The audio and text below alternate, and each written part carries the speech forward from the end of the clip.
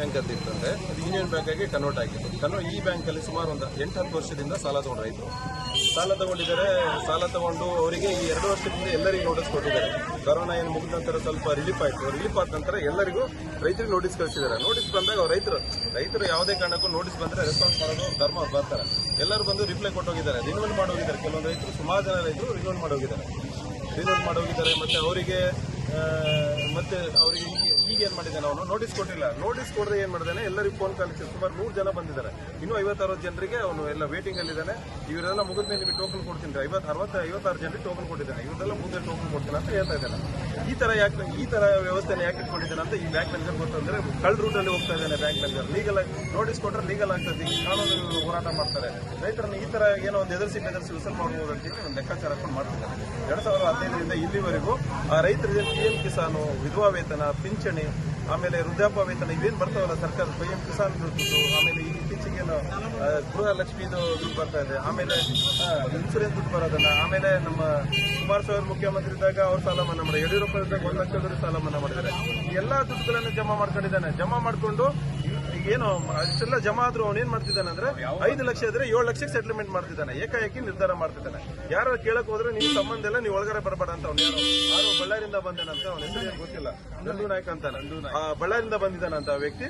ಅವನು ಏಕಾಏಕಿ ರೋಪ್ ಆಗ್ತಿದ್ದಾನೆ, ರೈತರು ಎದುರಿಸ್ತಿದ್ದಾನೆ. ಯಾವ ರೈತರನ್ನು ಒಳಗಡೆ ಬಿಡ್ತಲ್ಲ, ಒಬ್ಬರನ್ನೇ ಸಿಂಗಲ್ ರೈತರ ಬಿಡ್ತಾ ಇದ್ದಾನೆ. ಒಳಗಡೆ ಬೇರೆ ಯಾರ ರೈತರ ಅಲೋ ಮಾಡ್ತಿಲ್ಲ.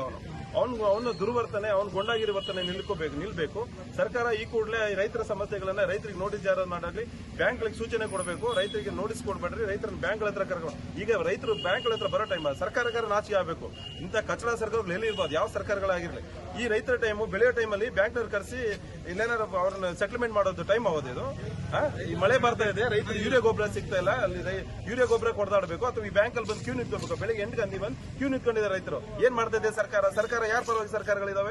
ಸರ್ಕಾರಗಳು ಇಂಥವನ್ನೆಲ್ಲ ಗಮನ ಹರಿಸಬೇಕಲ್ಲ. ಸರ್ಕಾರ ಯಾರ ಪರವಾಗಿ ಸರ್ಕಾರಗಳಿದಾವೆ? ನಾವು ಮಾಡಿರೋ ಸರ್ಕಾರ ನಮ್ಮ ಪರವಾಗಿ ತಾನೆ. ಮತ್ತೆ ರೈತರಿಗೆ ನೋಟಿಸ್ ಜಾರಿ ಮಾಡ್ಬೇಡ್ರಪ್ಪ, ಅವ್ರಿಗೆ ಫೋನ್ ಮಾಡಿ ಕರಿಬೇಡ್ರಿ, ಬ್ಯಾಂಕ್ ಹತ್ರ ಅಲೆದಾಡ್ಸ್ಬೇಡ್ರಿ. ಬೆಳೆ ಬಂದ್ಮೇಲೆ ಏನೋ ಒಂದ್ ಸ್ವಲ್ಪ ಕೊಡ್ತಾರೆ, ಇನ್ನೊಂದ್ 2-3 ತಿಂಗಳು ಮೆಕ್ಕೆಜೋಳ ಮುರಿತಾರೆ, ಬಂದ್ಮೇಲೆ ಬರೋ ದುಡ್ಡನ್ನು ಕಟ್ತಾರೆ. ಇದರಲ್ಲಿ ಸರ್ಕಾರ ಈ ಕಡೆ ಈ ಬ್ಯಾಂಕ್ ಮೇಲೆ ಕ್ರಮ ಕೈಗೊಳ್ಳಬೇಕು. ಬ್ಯಾಂಕ್ ಅಧಿಕಾರಿಗಳು ಇನ್ಮೇಲೆ ಯಾವುದೇ ನಮ್ಮ ರೈತರಿಗೆ ನೋಟಿಸ್ ಕೊಡದೆ ಫೋನ್ ಮುಖಾಂತರ ಮಾಡಿ ಸೆಟಲ್ಮೆಂಟ್ ಮಾಡೋ ಕೆಲಸ ಮಾಡಬಾರ್ದು. ಇದು ಒಂದನ್ನ ನಾವು ಒತ್ತಾಯ ಮಾಡ್ತೀವಿ. ಇದನ್ನ ಬ್ಯಾಂಕ್ ಮ್ಯಾನೇಜರು ಯಾರೋ ಅವ್ನು ಆರೋ ಅಂತ ಬಳ್ಳಾರಿಯಿಂದ ಬಂದಿದ್ದಾರಂತೆ, ಅವ್ರ ಬ್ಯಾಂಕ್ ಹೊರಗಡೆ ಬಂದು ಅವ್ನ ನಮಗೆ ಇದಕ್ಕೆ ಸ್ಪಷ್ಟನೆ ಕೊಡಬೇಕು, ಅವ್ನು ಏನ್ ಮಾಡ್ತಿದ್ದೀನಿ ಅಂತ ಹೇಳಿ. 5 ಲಕ್ಷ ಇರೋದನ್ನ 7 ಲಕ್ಷ ಹೆಂಗ್ ಕೇಳ್ತಾನೆ? ಪ್ರತಿ ಒಂದು ದುಡ್ಡು ಜಮಾ ಮಾಡ್ಕೊಂಡಿದ್ದಾನೆ. ಪ್ರತಿ ಒಂದು ಗೃಹಲಕ್ಷ್ಮಿ ದುಡ್ಡು ಕೂಡ ಅವ್ನು ವಾಪಸ್ ಕೊಡ್ತಾ ಇಲ್ಲ ರೈತರಿಗೆ. ಮತ್ತೆ ಇನ್ನೇನು ಅವನಿಗೆ ಮತ್ತಿನ್ನು ಅದೇ ದುಡ್ಡಿಗೆ ಸೆಟಲ್ಮೆಂಟ್ ಮಾಡ್ಬೇಕಂದ್ರೆ ಇದೆಯಾ ನ್ಯಾಯ?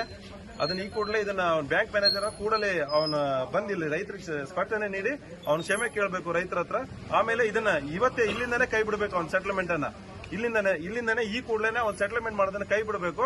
ಕೈ ಬಿಟ್ಟು ಸರ್ಕಾರ ಕೂಡಲೇ ಅವರಿಗೆ ನಿರ್ದೇಶನ ಕೊಡ್ಬೇಕಂತ ಕೇಳ್ಕೊತೀನಿ. ನಮಸ್ಕಾರ. ವಿಶ್ವನಾಥ್ ಅಂತ ಹೇಳಿ.